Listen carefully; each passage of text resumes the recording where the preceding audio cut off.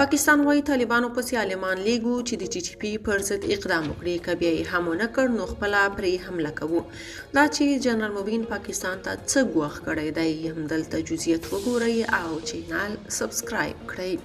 څو ورځې وړاندې د طالبانو حکومت ویان وویل چې پاکستان تشې دعوې کوي افغانستان کې د ممکنه ټي ټي پي پټ ځایونو په اړه دوی ته معلومات نه دي ورکړي او که چیرې رښتیا هم دوی ته معلومات وي نو باید افغان حکومت ته یې ثبوتونه وړاندې کړي. وړمه ورځ د پاکستان د بهرنیو چارو وزارت اعلان وکړ چې افغان حکومت ته یې افغانستان کې د میشت پاکستاني طالبانو پټنځایونو په اړه معلومات شریک کړي او هیله لري چې افغان حکومت به د دوی پر ضد اقدام وکړي.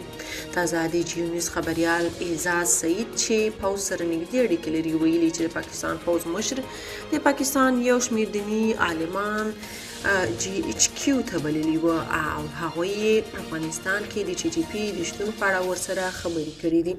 یاد خبریال وایي امکان لري چې د عالمان افغانستان ته ولېږل شي ترڅو طالبانو سره د ټي ټي پي په اړه خبرې وکړي.